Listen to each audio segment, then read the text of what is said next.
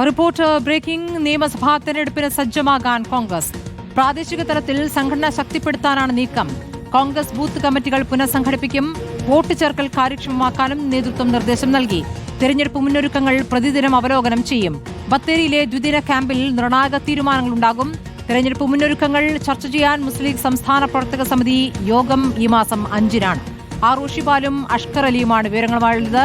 ആദ്യം റോഷിപാലിക്ക്. റോഷിപാൽ, ഇപ്പോൾ കോൺഗ്രസിന്റെ നീക്കങ്ങൾ എന്താണ്? ഇപ്പോൾ വയനാട്ടിൽ ക്യാമ്പ് തുടങ്ങാൻ പോകുന്നു. ആ ക്യാമ്പിൽ ഈ കോൺഗ്രസിന്റെ തിരഞ്ഞെടുപ്പ് ഒരുക്കങ്ങൾ തന്നെയല്ലേ ചർച്ചയാകുക? അതിൽ സ്ഥാനാർത്ഥികൾ ആരാകണം, ഏത് പ്രായക്കാർക്ക് കൂടുതൽ പ്രാമുഖ്യമെന്നടക്കമുള്ള കാര്യങ്ങൾ ആ ചർച്ചയിൽ വരുമോ റോഷിപാൽ?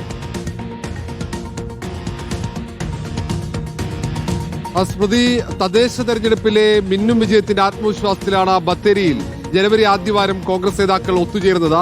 ആ ക്യാമ്പിൽ വെച്ച് ആദ്യത്തെ ദിവസം തദ്ദേശ തെരഞ്ഞെടുപ്പിലെ വിജയം അത് വിലയിരുത്തും. അതിന് തൊട്ടു പിന്നാലെ നിയമസഭാ തെരഞ്ഞെടുപ്പിന്റെ മുന്നൊരുക്കങ്ങളിലേക്ക് ചർച്ച കടക്കും.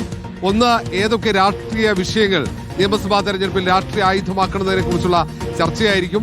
ഒപ്പം സ്ഥാനാർത്ഥി നിർണയം സംബന്ധിച്ചുള്ള മാനദണ്ഡത്തിന് രൂപം നൽകും. ക്യാമ്പിൽ ഏതൊക്കെ പ്രായത്തിൽ, അല്ലെങ്കിൽ പ്രായപരിധി, അതല്ലെങ്കിൽ മറ്റ് ഘടകങ്ങൾ, ഇതൊക്കെ അവിടെ ചർച്ച ചെയ്യും. പക്ഷേ സ്ഥാനാർത്ഥി നിർണയം നടക്കുക ഹൈക്കമാൻഡിന്റെ നിരീക്ഷണത്തിൽ. അന്തിമ വാക്ക് ഹൈക്കമാൻഡായിരിക്കും. അതിനപ്പുറത്ത് സംഘടനാ സംവിധാനം കൂടുതൽ ശക്തമാക്കുക എന്ന ഒരു പ്രധാനപ്പെട്ട തീരുമാനം ക്യാമ്പിലുണ്ടാകും. പാർട്ടിയുടെ ബൂത്ത് കമ്മിറ്റികൾ പുനഃസംഘടിപ്പിച്ച ബൂത്ത് കമ്മിറ്റികൾ സർവ്വസജ്ജമാക്കാൻ തന്നെയാണ് തീരുമാനം. ഒപ്പം SIR-ൽ ജാഗ്രതയോടെ തന്നെ പരമാവധി വോട്ട് ചേർക്കാനുള്ള നീക്കമുണ്ട്. അതിന് മുതിർന്ന നേതാക്കൾ തന്നെ സ്വന്തം ബൂത്തുകളിൽ നേതൃത്വം നൽകണമെന്ന തീരുമാനമെടുക്കും. കാരണം വോട്ട് ചേർക്കൽ അതിപ്രധാനമാണ് ഈ തെരഞ്ഞെടുപ്പിൽ. അതിന് ഓരോ ബൂത്തിന്റെയും കൃത്യമായ അവലോകനം നടക്കണം. അതിന്റെ തദ്ദേശ നിയമസഭാ തെരഞ്ഞെടുപ്പിന്റെ മുന്നൊരുക്കങ്ങൾ പ്രതിദിനം അത് മണ്ഡലം കമ്മിറ്റിയും ബ്ലോക്ക് കമ്മിറ്റിയും അവലോകനം ചെയ്യണമെന്ന ഒരു നിർദ്ദേശം കൂടി അവിടെ ഉയരും. അങ്ങനെ മിഷൻ 2026 അവിടെ ഒരു തീരുമാനമെടുത്ത പിന്നീടുള്ള 100 ദിവസം സർവ്വസജ്ജമായി കോൺഗ്രസ് ഐക്യത്തോടെ കളത്തിലിറങ്ങാനുള്ള ഒരു തീരുമാനമായിരിക്കും ആ ക്യാമ്പിലെടുക്കുക. തദ്ദേശ തെരഞ്ഞെടുപ്പിലും അങ്ങനെ ഒരു പ്ലാൻ ആയിരുന്നു. ബൂത്ത് കമ്മിറ്റികൾ നിശ്ചയിച്ചുകൊണ്ട് താഴെ തട്ടിൽ നിന്നും അവരുടെ നിലപാടായിരുന്നു. സ്ഥാനാർത്ഥികളെ നിശ്ചയിക്കുന്നതടക്കം അതിനായിരുന്നു പ്രാധാന്യം കൊടുത്തത്. അവരുടെ നിലപാടിനാണ് പ്രാധാന്യം കൊടുത്തത്. അവിടെ തർക്കമുണ്ടായാൽ മാത്രം മുതിർന്ന നേതാക്കൾ ഇടപെടുന്ന രീതിയിലുള്ള ഒരു സംവിധാനമായിരുന്നു. ഉറപ്പായിട്ടും നിയമസഭ തെരഞ്ഞെടുപ്പിൽ ആ തരത്തിൽ സാധ്യമാകില്ല. പക്ഷേ പ്രവർത്തന രീതി ഏതാണ്ട് അതുപോലെ ആയിരിക്കുമോ റോഷിപാൽ? സ്മൃതി, ഈ തവണ UDF-ന്റെ പ്രവർത്തന രീതി അങ്ങനെയായിരിക്കും. പ്രാദേശിക തലത്തിൽ കൃത്യമായി കാര്യങ്ങൾ നിരീക്ഷിച്ചുകൊണ്ട് പ്രവർത്തനങ്ങൾ മുന്നോട്ട് പോകും.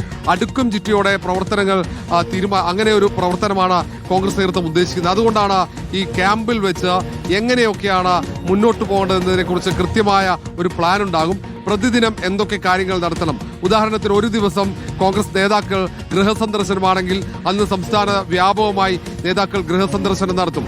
അതിന്റെ രാഷ്ട്രീയ അജണ്ട ജനങ്ങളിലേക്ക് എത്തിക്കും. ഒരു ദിവസം സർക്കാരിനെതിരെയുള്ള സമരമാണെങ്കിൽ അത് സംസ്ഥാന വ്യാപക സമരമായിരിക്കും. അങ്ങനെ ഓരോ ദിവസവും ഒരു കലണ്ടർ ഉണ്ടാക്കും. ഓരോ ദിവസവും എന്താണ് UDF-ന്റെ പ്രവർത്തനം, എന്താണ് കോൺഗ്രസിന്റെ, അങ്ങനെ കൃത്യമായ അജണ്ടയോടെ കൃത്യമായ ഒരു കലണ്ടറോടുകൂടിയായിരിക്കും പ്രവർത്തനങ്ങൾ മുന്നോട്ട് പോകുക. അങ്ങനെ ഒരു കർമ്മ പദ്ധതിയാണ് മിഷൻ 2026.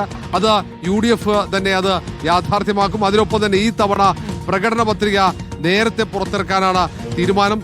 UDF സർക്കാർ അധികാരത്തിലെത്തിയാൽ നടപ്പിലാക്കാൻ ഉദ്ദേശിക്കുന്ന പദ്ധതികൾ അത് വളരെ നേരത്തെ തന്നെ പ്രഖ്യാപിക്കും. അതിനൊപ്പം ജനുവരി 15-നകം തന്നെ സീറ്റ് വിഭജന ചർച്ചകൾ പൂർത്തിയാക്കി ജനുവരി അവസാനത്തോടെ സ്ഥാനാർത്ഥിയുടെ കാര്യത്തിൽ ഏതാണ്ട് ഒരു തീരുമാനം ഉണ്ടാക്കാനാണ് കോൺഗ്രസ് ആലോചിക്കുന്നത്. അതുകൊണ്ട് വയനാട് ബത്തേരിയിൽ നടക്കുന്ന ക്യാമ്പ് അതിപ്രധാനമാണ്. ഏറ്റവും പ്രധാനപ്പെട്ട രാഷ്ട്രീയ തീരുമാനങ്ങൾ ആ ക്യാമ്പിൽ ഉണ്ടാകും. സ്മൃതി, ശരി. അഷ്കർ അലിയിലേക്ക്. അഷ്കർ, ഇപ്പോൾ ലീഗും കഴിഞ്ഞ തെരഞ്ഞെടുപ്പുകളുടെ രീതിയല്ല ഇത്തവണ ഒരുമിച്ച് നീങ്ങുക, ഒരുമിച്ച് ഐക്യത്തോടെ നീങ്ങിയാൽ മാത്രം ഭരണം പിടിക്കാനാകുമെന്നുള്ള ബോധ്യത്തോടു കൂടിയാണ് ഇരു കൂട്ടരും നിലപാടെടുത്തിരിക്കുന്നത്. അതുകൊണ്ട് തന്നെ കൂടുതൽ സീറ്റ് എന്നൊരു ആവശ്യം മുന്നോട്ട് വെക്കില്ല എന്ന് പരസ്യമായി തന്നെ PK കുഞ്ഞാലിക്കുട്ടി പറഞ്ഞതുമാണ്. പക്ഷേ സീറ്റുകൾ വെച്ചുമാറൽ സാധ്യതയുണ്ട്. അതെവിടെയൊക്കെയാണ് എന്നാണ് നമുക്ക് അറിയാനാകുന്നത്. അഷ്കർ, സ്മൃതി, 2026 ഭരണത്തിലേക്ക് തിരിച്ചു വരിക എന്നത് ഏറ്റവും അനിവാര്യമായ ഒരു രാഷ്ട്രീയ സാഹചര്യം കൂടി നിലനിൽക്കുന്നുണ്ട് മുസ്ലിം ലീഗിന് മുന്നിൽ. അതുകൊണ്ട് കൂടി അതിന് പരമാവധി വിട്ടുവീഴ്ച ചെയ്തു എന്നാൽ ഭരണം ഉറപ്പിക്കുന്ന രീതിയിലേക്ക് പരമാവധി സീറ്റ് പിടിക്കുക എന്നുള്ളതാണ് മുസ്ലിം ലീഗിന് മുന്നിലുള്ള പ്രധാന ലക്ഷ്യം. ഇത് മുഖ്യമായി പരിഗണിച്ചുകൊണ്ട് തന്നെയാണ് വരുന്ന 5-ാം തീയതി മുസ്ലിം ലീഗിന്റെ സംസ്ഥാന പ്രവർത്തക സമിതി യോഗം കോഴിക്കോട് വെച്ച് വിളിച്ചു ചേർത്തിരിക്കുന്നത്. ഈ യോഗത്തിന്റെ മുഖ്യ അജണ്ടയായി പ്രവർത്തക സമിതി നൽകിയിരിക്കുന്ന കത്തിൽ തന്നെ പറയുന്നത് നിയമസഭാ തെരഞ്ഞെടുപ്പ് മുന്നൊരുക്കവും അതുപോലെ തന്നെ തദ്ദേശ തെരഞ്ഞെടുപ്പിന്റെ ഫലം വിലയിരുത്തലുമാണ്.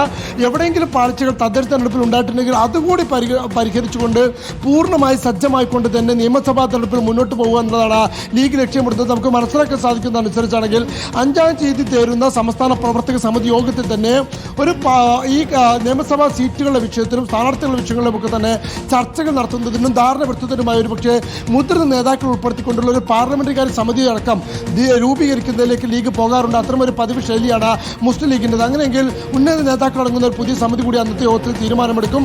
ആ കമ്മിറ്റി ആയിരിക്കും പക്ഷേ സീറ്റുകൾ വെച്ച് മാറുന്ന അടക്കമുള്ള UDF-മായി ബന്ധപ്പെട്ട ചർച്ചകളിലേക്ക് തന്നെ കാര്യങ്ങൾ മുന്നോട്ട് കൊണ്ടുപോകുക.